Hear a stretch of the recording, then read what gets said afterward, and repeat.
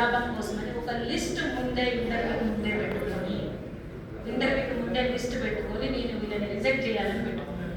చాలా మంది నాకు ఇంటర్వ్యూకి ముందు ఒక 2-3 ఫోన్ చేసి, మేడం ఇగో మీ కమ్యూనిటీ అంటే వాళ్ళకి పడదు, మిమ్మల్ని ఆల్రెడీ టార్గెట్ చేశారు అని చెప్తే నేను అనుకున్నా, నేను ఇంతవరకు ఆయన మొహం ఎదురుగా నేను ఈవెంట్ నేను స్పెండ్ చేసిన టైం అంటే ఇంటర్వ్యూ టైం. మా వైస్ ఛాన్సలర్కి నాకు ఎదురు ఇంటరాక్షన్ ఎప్పుడు జరిగింది అంటే జస్ట్ ఇంటర్వ్యూలో మాత్రమే. నేను కలిసింది ఎప్పుడు లేదు, ఆయన గురించి నేను ఎక్కడ మాట్లాడింది లేదు. వీళ్ళంతా ఏదో చెప్తున్నారు, why should I think about this? నాకు ఆన్ పేపర్ అన్ని నేను ఐ డిడ్ వెరీ వెల్, నేను ఎందుకు ఆలోచించాలి? నేను కేవలం నేను పోయినా, నా క్లాస్కి 9 గంటలకు పోయినా, నా క్లాస్ నేను తీసుకున్నానా, నా ల్యాబ్ నేను చేసుకున్నానా, నా రీసెర్చ్ నేను చేసుకున్నానా, ఇవి తప్ప నాకు అడ్మిట్ పొజిషన్ల గురించి ఎప్పుడు ఆలోచన లేదు. ఉన్నా కూడా ఎందుకు జీవితంలో చాలా ఉన్నాయి, ఎందుకు ఇవన్నీ ఇప్పుడు మనం టీచర్ వేరు కానీ మా నాన్నగారు కూడా టీచర్, ఈజ్ అండ్ మ్యాథమెటిషియన్. ఆయన ఎప్పుడు ఇప్పటికీ నా 27లో రిటైర్డ్ అవుతారు, ఇప్పటికీ ఆయన బుక్ పట్టుకొని కూర్చుంటాడు. నేను ఎప్పుడైతే ఈ వృత్తిలో జాయిన్ అయినా నాకు చెప్పేది ఒకటే, బిడ్డ మనం రోజు చదువుకుంటేనే మన knowledge day to day develop అవుతుంది. నువ్వు ఇలా క్లాస్కి పోతున్నావు అంటే చదువుకొని పోవాలి. అది ఆయన నుంచి నేర్చుకున్నాను. చదువుకొని వెళ్ళడం, చూసుకోవడం. Teacher is student for everyday. ఇది ఇవాళ నాకు వచ్చు, ఇవాళ రాదు అనేది ఉండదు. ఎవ్రీడే ఈజ్ ఏ స్టూడెంట్ ఒక 2 సంవత్సరాలే ఉంటాడు. టీచర్ జీవితాంతం స్టూడెంటే. నేర్చుకోవాలి, పిల్లలకి నచ్చే విధంగా చెప్పాలి, అర్థమయ్యే విధంగా చెప్పాలి. ఈ కాన్సెప్ట్ తప్ప వేరేది ఉండదు. అది ఎప్పుడైతే మనం వృత్తికి న్యాయం చేయాలనుకుంటామో వాళ్ళకి మాత్రమే. వృత్తికి న్యాయం చేయని వాళ్ళ గురించి మనం మాట్లాడుకోవడం కూడా వేస్ట్. ఉన్నారు కొంతమంది క్లాస్కి వెళ్ళని వాళ్ళు ఉన్నారు, చెప్పని వాళ్ళు ఉన్నారు, కానీ వాళ్ళకి ప్రమోషన్స్ వస్తాయి, ఖచ్చితంగా వస్తాయి.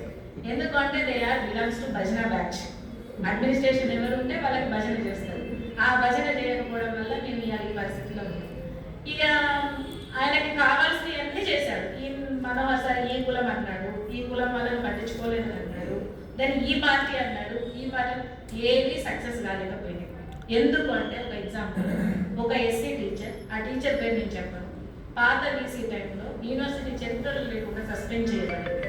సస్పెండ్ చేసినప్పుడు అయ్యో ఒక ప్రిన్సిపల్ వృత్తిలో ఉన్నామని సస్పెండ్ చేస్తే ఆమె కంటే హైయర్ అఫీషియల్స్ ముందు సస్పెండ్ కావాలి కదా, ఆమెను చేయకూడదు, తప్పు అని ముందు వచ్చి నిలబడ్డది ఎవరు అంటే మనవాసారి. ఇంకొక విశేషం ఏంటంటే సస్పెండ్ అయింది ఎస్సీ, బీసీ ఉన్నది బీసీ. అయ్యో నా బీసీ కదా, నేను ఆయనకు సపోర్ట్ చేయాలి కదా, నేను ఎస్సీకి సపోర్ట్ చేయదు కదా అని సార్ ఆలోచించాలి. అన్యాయాన్ని అన్యాయం అనడం సార్కి తెలిసింది కేవలం అన్యాయాన్ని అన్యాయం అనడం మాత్రమే. దాన్ని పట్టుకొని ఆయన లేకపోతే ఈ 48 మంది నోరు మూసుకుంటారు. నేను చేసిన ఈ దాష్టికం ఏది బయటికి రాదు అని చేసే దాష్టికం కిందనే మాట్లాడతాను. ఎందుకు అంటే నాకు నోరెత్తే స్వతంత్రం ఉందండి. మేము అడిగిన మీరు ఏ రూల్ ప్రకారం మమ్మల్ని రిజెక్ట్ చేశారు, ఏ రూల్ ప్రకారం ఇచ్చిన వాళ్ళకి ప్రమోషన్ ఇచ్చారు, ఆర్టీఏ కూడా వేసాము, ఆర్టీఏ కూడా ఆన్సర్ లేదు. ఓకే నువ్వు పలానా రూల్లో ఫిట్ అవ్వలేదు యూజీసీ రెగ్యులేషన్లో, అందుకని నేను రిజెక్ట్ చేశాను అని చెప్పకుండా నేను చేసిన నైపుణ్యత లేదు, కెపాసిటీ లేదు. నైపుణ్యానికి, కెపాసిటీకి, నాలెడ్జ్కి ఏదైనా ప్రిన్సిపల్ కనిపెట్టారేమో సైంటిస్టులు నాకు తెలియదు. నేను ఇంతవరకు ఏ సైంటిస్ట్ని నైపుణ్యతకి, కెపాసిటీకి, నాలెడ్జ్కి ఒక ప్రిన్సిపల్ని కనిపెట్టిన సైంటిస్ట్ని ఇంతవరకు చూడలేదు, కేవలం మా కుమార్ గారి తప్ప. Because we don't have capacity, we don't have efficiency, అది వీ డోంట్ హ్యావ్ నాలెడ్జ్. ఆయన ఎస్సీ ఎస్టీ అట్రాసిటీ కేసులు పెట్టడం కాదండి, మేము పరువు నష్టం కావాలి. కానీ ఒక టీచర్కి నైపుణ్యత లేదనే అవమానం కంటే ఇంకొక అవమానం వేరేది ఉండదు. ఆ టీచర్ నైతికంగా, ఆ టీచర్ అనే పదానికి అర్థం లేకుండా ఆ రోజు చనిపోయిన దానికి ఇది లెక్క. ఒక టీచర్కి నైపుణ్యత లేదు అని హౌ దే కెన్ టేక్ ఏంటిది మెజర్మెంట్ ఏంటి? నేను అదే అడిగాను, ఒక మెజర్మెంట్ చెప్పమనండి, ఒక పారామీటర్ చెప్పమనండి, ఒక ప్రిన్సిపల్ చెప్పమనండి. What is the measure to measure A capacity of A person? What is the principle to measure the efficiency of a person? ఒకరు ఎందులో నేను అవును మా అమ్మ వంట బాగా చేస్తుంది, ఆయనంత మాత్రమే మా అమ్మ తెలియదు, ఆమె వంట చేయబట్టే కదా నేను ఇంతకాలం బతికింది. అవును ఒకరు బట్టలు బాగా కుడుతారు, వాళ్ళు లేకపోతే నేను ఇవాళ ఉన్నానా? ఒకరు అడ్మినిస్ట్రేషన్ బాగా చేయొచ్చండి, నేను పాఠాలు చెప్పడం వల్ల కూడా తప్పను. యూనివర్సిటీ అంటే ప్రతి ఒక్కరు ఉంటారు, అడ్మినిస్ట్రేషన్ చేసే వాళ్ళు ఉంటారు, పాలిటిక్స్ చేసే వాళ్ళు ఉంటారు, పాఠాలు చెప్పే వాళ్ళు ఉంటారు. వీటన్నింటినీ సమన్వయం చేసే వాళ్ళే రాజు. ఆ రాజు ఎవరంటే వైస్ ఛాన్సలర్.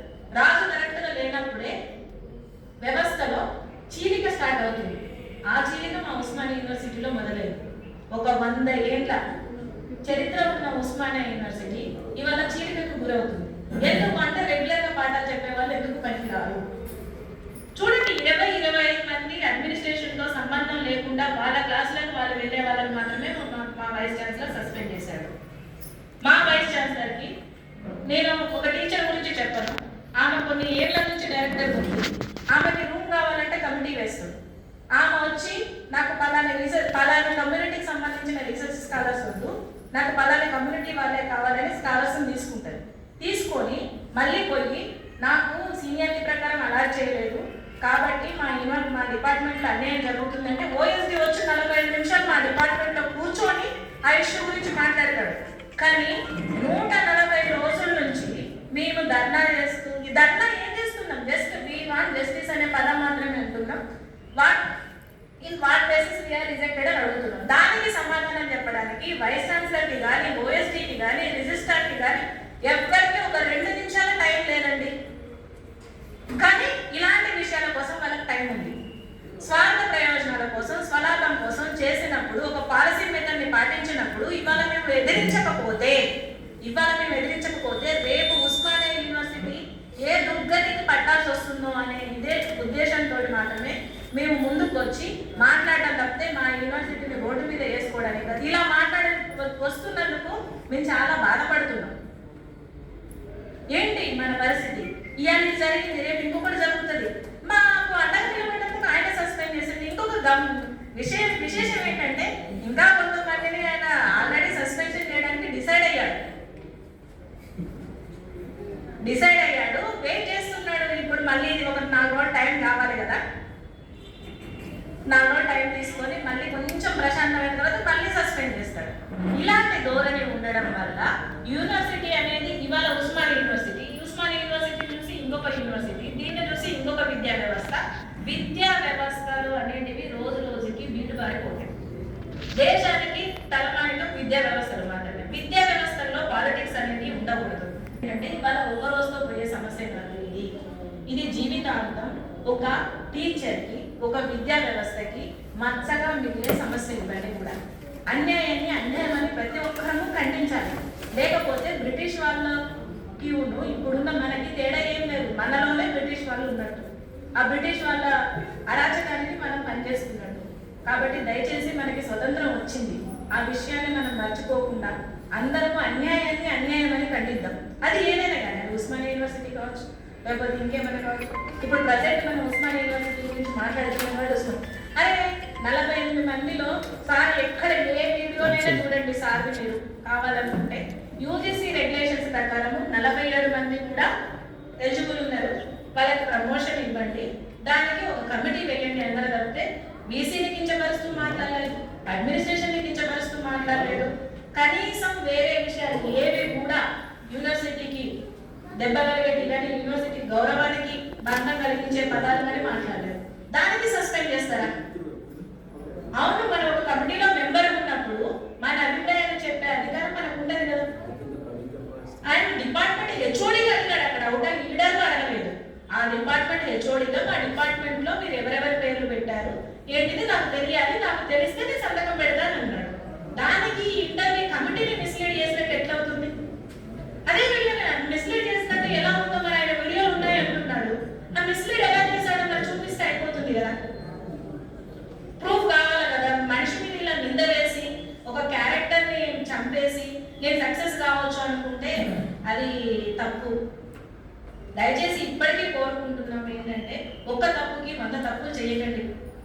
మా యూనివర్సిటీ అడ్మినిస్ట్రేషన్ని సభాపూర్వకంగా మీ అందరి సముఖంలో కోరుకునేది, ఒక్క తప్పుకి 100 తప్పులు చేయకండి. ఆ ఒక్క తప్పుకుని సరిదిద్దుకునే మార్గాన్ని చూడండి. దానికి మీరందరూ సహకరించాలని కోరుకుంటున్నాం. ధన్యవాదాలు.